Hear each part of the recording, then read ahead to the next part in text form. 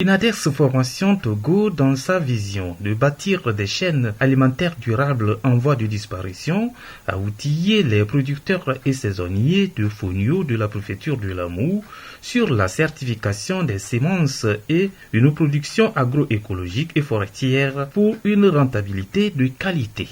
Partager ce que je viens d'apprendre ici à la population de chez moi et les fortifier à ce que tout le monde se lance à la culture du fonio pour que cela soit vraiment un produit très remarqué dans notre région.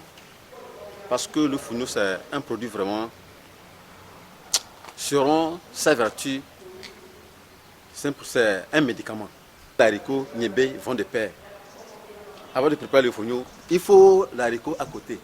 Si tu veux pas faire la bouillie, si tu veux faire la pâte avec le fonio, l'haricot, tu prépares ça et puis mélanger du fonio. Et quand tu prends ça vraiment, c'est très satisfaisant. Le temps de cette formation, c'est que d'abord je vais m'outiller de ce qu'on va m'apprendre. Je suis bien sûr un semencier, mais ce que je fais de chez moi, je veux encore m'instruire de plus pour que je puisse être mûr de mon fonction en tant que semencier. Je remercie vraiment l'INADEX Formation pour cette méthode d'engrais organiques qui sont très de nous initiés. Donner vie et redéminaliser la filière fonio afin que ce produit soit de mise dans les rangs d'OPEFA ou cercle d'acteurs novateurs du Togo et intégrer les diverses organisations pour donner la voix aux producteurs de fonio sont les préoccupations d'INADEX Formation Togo.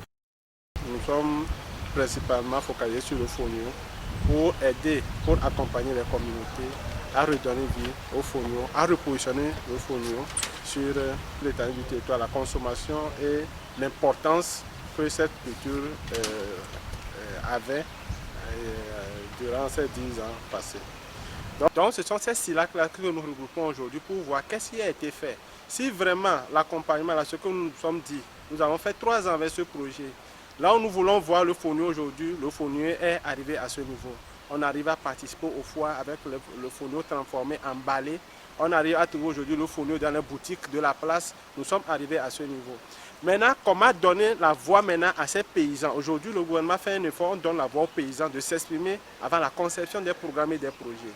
Malheureusement, si nous prenons aujourd'hui ces centrales, ces organisations de paysans qui sont aujourd'hui au Togo, on ne trouve pas la place que les paysans, d'autres paysans, on ne retrouve pas les producteurs de fonio dans ces organisations-là.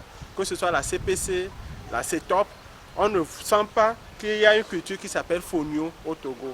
Aujourd'hui, nous voulons vraiment organiser ces cercles d'innovateurs qui ont défendu, qui ont aidé à redonner vie à cette culture, à aussi intégrer ces réseaux pour porter plus haut le message aujourd'hui.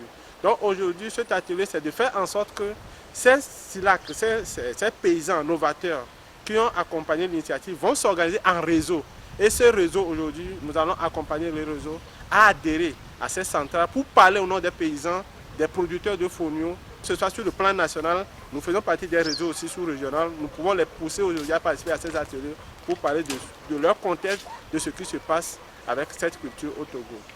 À travers le projet d'accompagnement, de repositionnement des vivres de souveraineté d'INADEX Formation Togo, les paysans sont valablement conscientisés aux problématiques environnementales qui résultent des actions anthropiques et qui impactent directement leurs moyens de subsistance.